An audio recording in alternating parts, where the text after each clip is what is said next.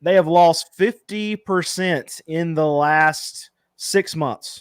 Absolute garbage of a performance over the last 6 months. When in the stock market, it's we're hitting all new highs. All right, Ray, Stellantis still can't do anything right, and now we are on the chopping block. We have seen that their CEO is now going to be retiring at the end of his contract. I don't know if that's his decision or if that's the board's decision or if that's everyone's decision, but I would assume it's probably everyone involved's decision. But it says U.S. troubles put Stellantis CEO Carlos Tavares in Paris spotlight. A profit warning last month shocked investors used to high margins fueled by lucrative U.S. pickup trucks and Jeep sales. And now, Ray, that's not the case because we are not, even though there's still high margin products, the sales aren't happening. And it starts from the top down. And now we're going to change who is at the top.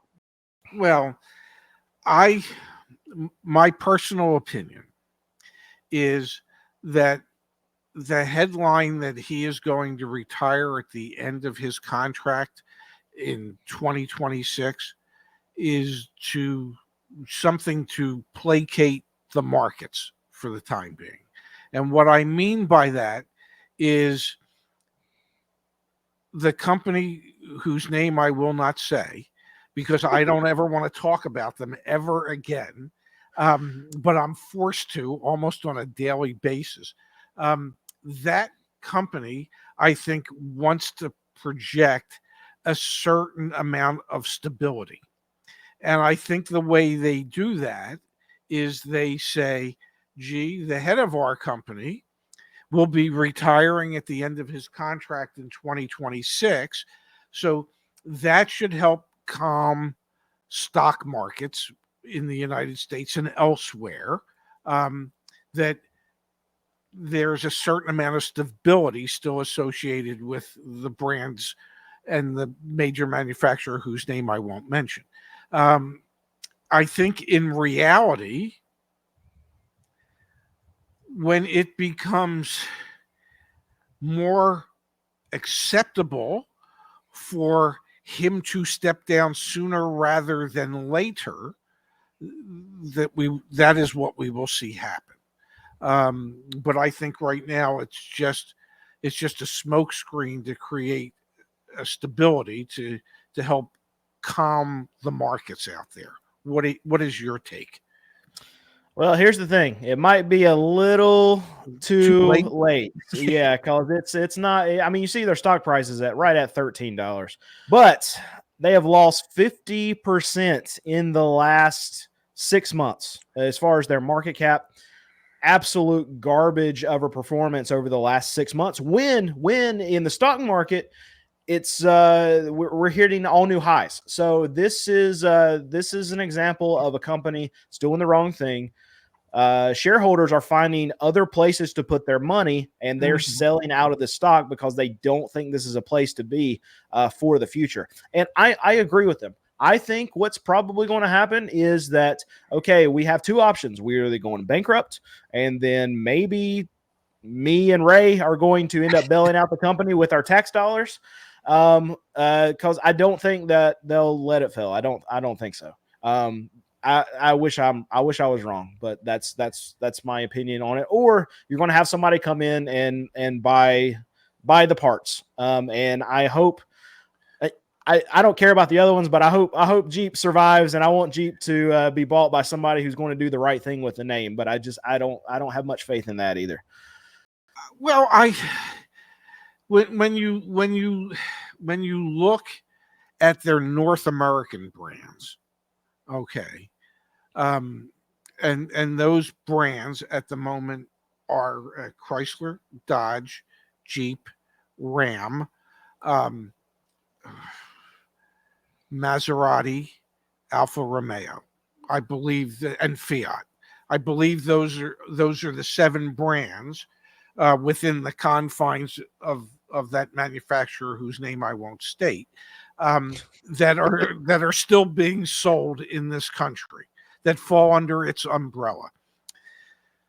Would I be surprised if Fiat doesn't exist in the future in North America would not surprise me in the least.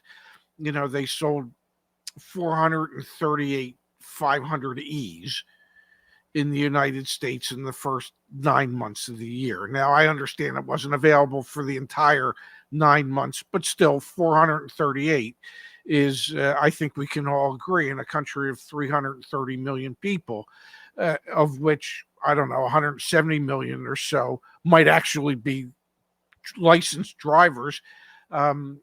To sell 438 is pretty piss poor performance.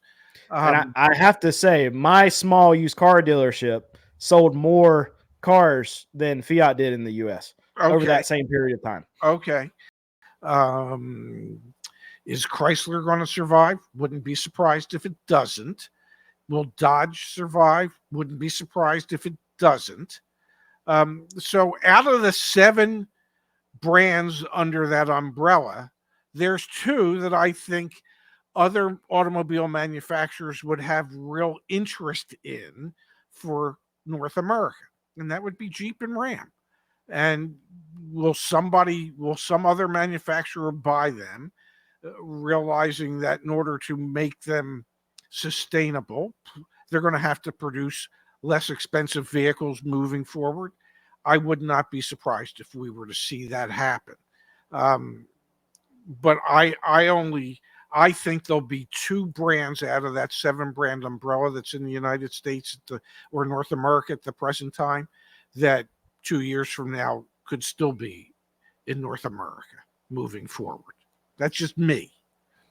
Yeah, and I hope for at least the loyals of the actual brands, that the ones who care about the brands, I hope something's got to change, and it has to change in the near future, because the problem is, I mean, we've already seen that they have vehicles out on the lots right now that people don't want. They have vehicles in production right now that people don't want. So it's going to take a long time to turn the ship around, because they have to have a whole new product line to be able to get customers excited about the brand again. And even if the customers can get excited about the brand, you've got dealer groups that are not excited about this brand whatsoever. So I think a lot of these, there's no way a lot of these Jeep, Dodge, Ram dealerships don't go under. I'm not saying the groups are going to go under, but they're going to get rid of a lot of these franchises. I think we're going to see that in the next 2 years. Well, I mean, if you're AutoNation and you have a high number of CDJR dealerships, and I don't know how many they have, but I would suspect they have more than, say, the Penske organization, or your Lithia or your Sonic, and you have more of those brands, that you might be able to bring some pressure to bear, or you might look for some other dealers who might want to buy those brands from you, or you might just want to give some of those franchises back. I think there's going to be a rough go for a lot of CDJR dealers moving forward, but I think ultimately, I think the manufacturer under whose umbrella they're operated, I think that manufacturer is going to. I wouldn't be surprised if they take Fiat and Alfa and Maserati and out of the United States. Maybe they keep Maserati here because they've been dueled with a lot of Ferrari stores for years and years and years. But Alfa was a single point type of operation. Fiat, in many cases, was a single point type of operation. So for those to go by the wayside wouldn't surprise me. Wouldn't be the first time Fiat left the United States. Seems to me wouldn't be the first time Alfa Romeo left the United States.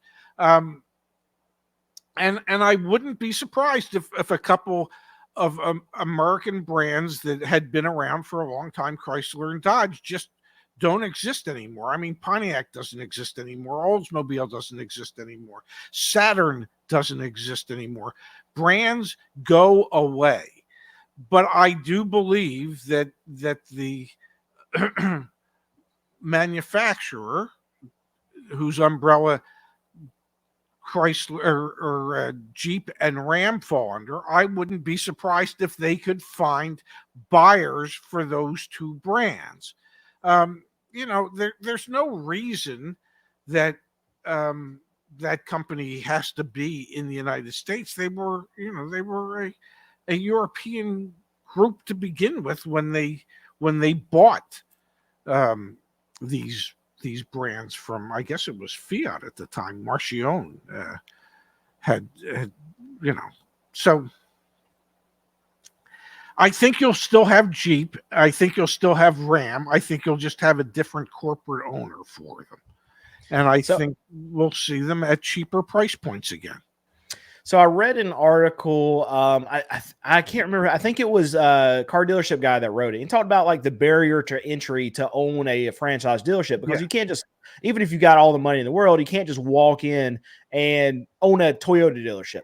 So what? So what's what the process is if you want to go from not a franchise dealer to a franchise dealer and have franchise dealerships, was this barrier of entry to work yourself up. And you had to start out with one of the less desirable brands, like a Mitsubishi dealership is the example that I think he gave.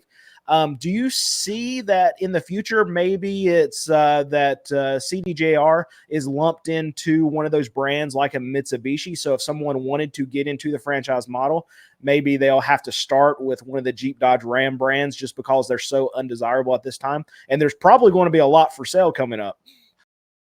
I don't know. I always thought those were entry-level brands to begin with.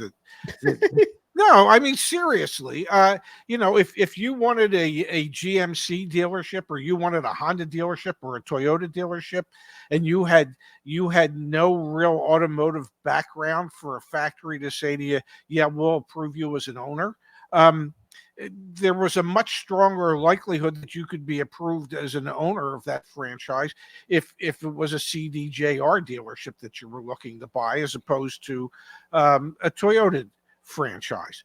And so, I mean, some brands, it's almost like, for some of these brands, it's almost like the great mortgage debacle of 2008, 2009, which was, if you could fog a mirror, you could have gotten approved for a mortgage. All you had to do was be breathing.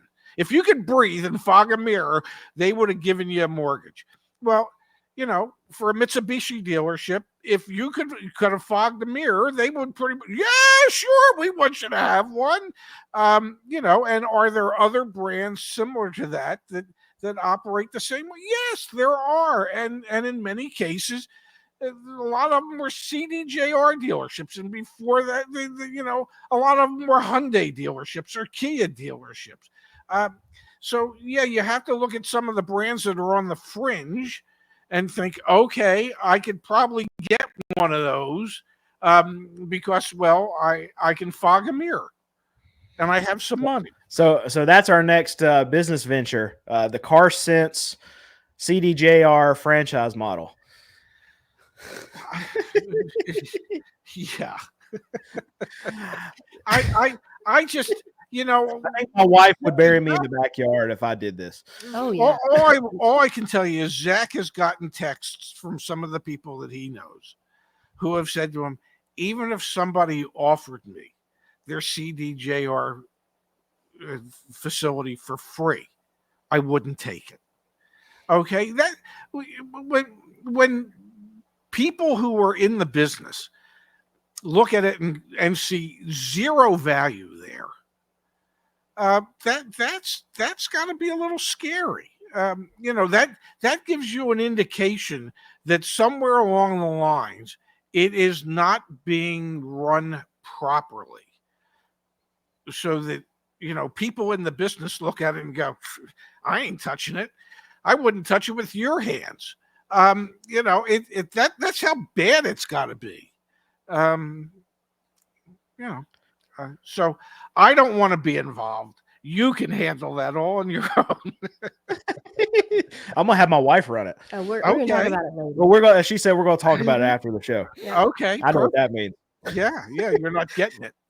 That means I get my alone time later. And you're not going to have a CDJR dealership anytime. And I'm also not going to have a CDJR.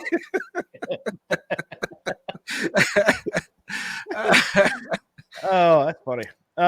Hit that like button, hit the subscribe button. Tell every living person you know that they need to subscribe to Car Sense with Brandon and Ray. I want to talk about this because I want to relate it back to some of our clicky titles that we put out. But it says, when will Ford and GM go bankrupt, and how much do you think the inventory trucks will sell for? Well, if you're asking me, I don't think either one of them will go bankrupt. That's just me. I think both of them have enough to survive for quite some time, and both being big American concerns, there would probably be a bailout to save either one of those companies. And now, if you said to me, do I think there's going to be big incentives towards the end of the year to help move some of the pickup trucks? Absolutely. I think you'll see that moving forward. But I don't think either one of them is going out of business. So I get a lot of questions about that. I get a lot of questions about, okay, where's the market crash? Where's the collapse happening or whatever? And I know what it stems from. I get it. We have these titles. I do it. Car Edge does the same thing. Anyone on YouTube that's actually successful, they do these big, huge headlines that are attention grabbing. And what I can tell you is me and Ray, we also hate them. But yeah. Zach also hates them. They're doing an experiment right now on their Car Edge Live channel where they're not making these big headlines. And guess what? They're getting 1/3 of the views. Here's how YouTube works. If people don't click on it, then YouTube is not going to show it. But at the end of the day, it's not about what I want. It's not about what Ray wants. It's not about what Zach wants. We are here to supply our audience with what they want and what they want to click on. So when our audience tells us that these are the things that they want to click on, it's not about me. I've been in the car business for 13 years, and I can tell you, I have never once said, I want to drive a Ford Taurus and I want to buy a Ford Taurus every day. But guess what? My customers buy a Ford Taurus. It's not about what I want. It's about what my consumer wants. It's about what my viewer wants. And what our audience tells us is that they want these kind of headlines. So we are here to serve our audience. We are here to serve you. And if more of our audience want those titles versus a title that I want to say that the market is slowly trending down, wait to buy a car, my audience is not going to click on that. So what does my audience want to click on? The car market is collapsing and you should run and hide under your pillow. And so that's the title I'm going to serve my audience with, because it's not about me. It's about my audience. And this is why we have titles like this. We have them for you. So stop complaining. Next question. It's getting grumpy. All right, let's do so. Let me yell at some more people. All right, don't give us money and don't give us money. All right, done. Appreciate you guys. Thank you, David, and thank you. No. Okay, so thank you, Brandon, Ray, Mrs. Carquest, Jess. Are awesome. Thank you so much. You can say we're awesome without giving us your hard-earned money, so please don't. And the other one is, we can answer this real quick. What happens when I walk into a Porsche dealership? Well, you should get you should get a bunch of free stuff, I would think. Well, hopefully you'll get greeted. Some Porsche salespeople are a bit snooty. But what happens when you walk in one? I don't know. Do you look like you belong? And even if you don't look like you belong, that could be the person that could actually afford to buy the damn thing. So what happens when you walk in? My guess is their coffee's no better than at any of the other dealerships along Automotive Row. So there you have it. I can tell you what you should do. As soon as you walk in, you should walk right back out. Well, what if you wanted one? What if Adam wanted a Porsche? Here's the thing. Wouldn't it? I mean, this is the used car dealer coming out of me, right? So would it not make so much more sense to buy a 2-year-old Porsche with 15,000 miles on it? it seems like that thing's going to drop like a rock right after you buy it from the dealership. It depends. It depends what type of Porsche it is. You know, are we talking about a Boxster? Are we talking about a Macan? What are we talking? I mean, you know, some of them hardly depreciate at all, and others depreciate more. So it depends. It depends on the Porsche. I have a feeling this is something that we have zero knowledge about. So I'm gonna take it off the screen. Okay, get onto it. You know, I'm amiable. I'll go whatever direction you want to go in. All right, let's do one more topic and then we can call it. Let's see here. I'm going to need pull up my official show notes water that are written down on a napkin. Here. You wrote it down on a napkin at the bar last night. I know how that works. Yeah. All right, let's switch gears here. I want to talk about something that you don't want to talk about at all. Okay. What is that? All right, so Stellantis. Oh. Yes. All right, Stellantis kills. Words are still hard. They are. Yeah.